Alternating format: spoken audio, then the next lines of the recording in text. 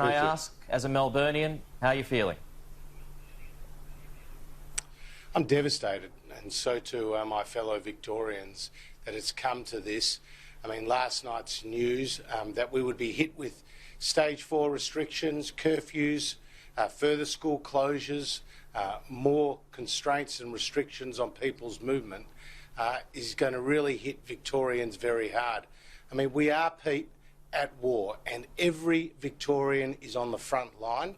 We can't afford holes in our defence, and that's why everyone needs to follow these new rules, because just a few people can endanger many, and that's the harsh reality of what we find ourselves in Victoria. You said on this program a couple of weeks ago, Treasurer, that you wear the big V on your chest as a Victorian, but a big T on your chest as the Treasurer. Just to be clear, do you actually support the measures that are being put in place by the Premier Daniel Andrews?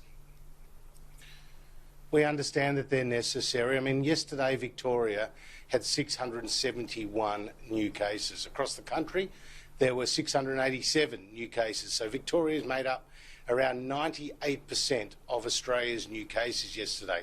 What we're seeing in Victoria is a second wave. We've seen constantly and consistently high numbers of new cases. The Premier's spoken about the so-called mystery cases, people who you cannot trace the origin of their contraction of the coronavirus. So clearly there are real challenges for our medical health professionals. They're working under extremely difficult circumstances, and fortunately we haven't seen a repeat of this Victorian experience more broadly around the country. OK, well, it's going to be another blowout to the budget. What is this going to cost?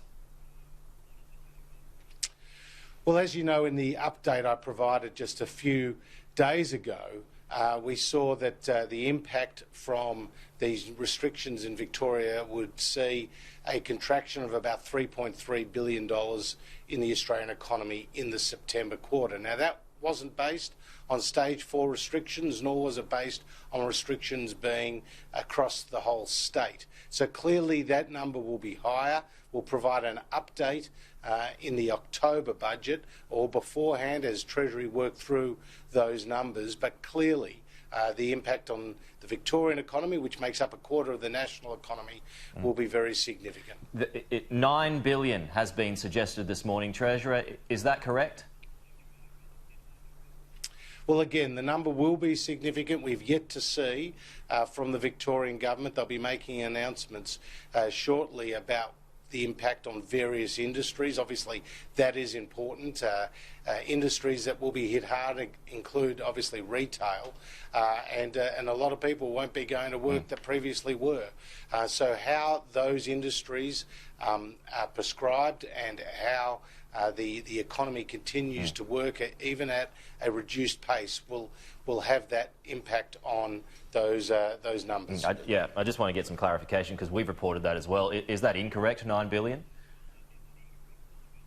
Again, I'm not going to put that number on it. What I'll say is that Treasury are still working through it, and it's a very fluid situation, Pete. Sure. I mean, the businesses that will be allowed to continue to operate have not yet been outlined in clear detail. That will obviously happen in the coming period. How many jobs are at stake here?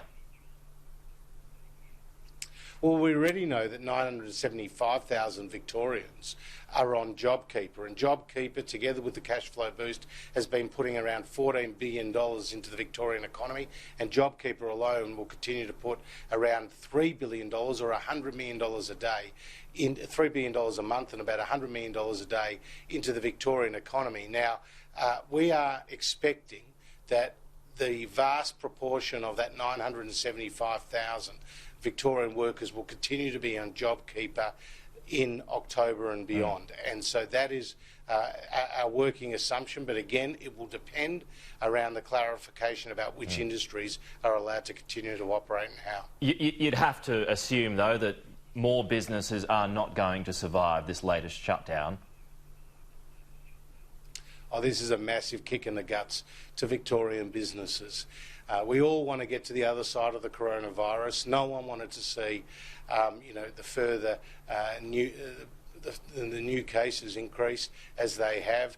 So everyone recognises that we must try to do everything to get this under control, and that's why last night's news was very tough. But you know, Victorians are tough as well, and everyone is now going to apply themselves to trying to stem the tide of new cases. Okay, well, Victoria is going to need some extra financial help. Should the rate of JobKeeper and JobSeeker come down as planned next month? Well, it's very important for your viewers to understand that JobKeeper and JobSeeker will remain at their levels till the end of September. Now, the end of September is beyond the extended period of restrictions that was announced by the Premier yesterday. So that's really important. The income support that the Morrison government is providing Victorians continues to go out, and it goes out at that elevated rate of a flat $1,500 payment, and right now that's supporting 975,000 Victorian workers. When it comes to other support, we'll obviously work with the Victorian government. We want them to share the load. It's got to be matched support, but we do recognise there will be an ongoing need in Victoria, and that's why we're having those conversations, myself with the Treasurer and the Premier with the Prime Minister. So if there is ongoing support, there'll be, you know, let's say JobKeeper, the $1,200 that will be coming after September that the federal government is going to chip in. It'd be up to the Victorian government to chip in extra, maybe, to take it back up to $1,500 a fortnight. Am I right? Well, there are opportunities for Victoria to make those additions if they deem fit. They've already made some announcements about support for businesses, and I'm sure they'll make further announcements into the future. But obviously the situation is very difficult, and the federal government wants to work closely with the Victorian government to ensure that Victorians get the support that they need through this very difficult crisis. We're obviously focused primarily on the health response. That's why, Pete, we've deployed more than 400 Defence Force personnel. We've got hundreds of Commonwealth public servants. We've funded 28 respiratory clinics in Victoria that have conducted more than 100,000 tests. We've released some 7 million masks from the national stockpile into Victoria, and we're doing a lot of other things in Victoria to help on the health front, but at the same time we're continuing to provide that economic support, and already around $14 billion has gone from the federal government into Victoria in just two programs alone, JobKeeper and the Cash Flow Boost. So will you be providing another economic update before October 6? No, October 6 is the budget, and obviously that's where we'll provide four-year numbers, and obviously it's a very fluid economic environment, hence the need to provide those regular updates. But as the numbers come to hand about what Treasury thinks the impact of these latest restrictions are on Victoria, I'll make that available. Okay, and just finally, I mean, we had Michael McCormack, well, clips of him from last night. You know, there's a lot of frustration in regional areas, Treasure.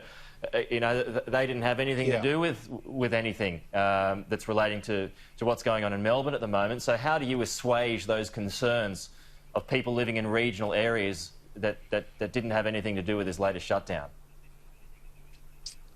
Well, this is going to be very tough for all those school students, for all those people living in regional Victoria, as it is in the Melbourne metropolitan area. And we're all Victorians, so we're all in this together. No one wanted to be in this position, and that's why we need to adopt these very stringent measures, and it's only going to be successful if everyone follows the rules.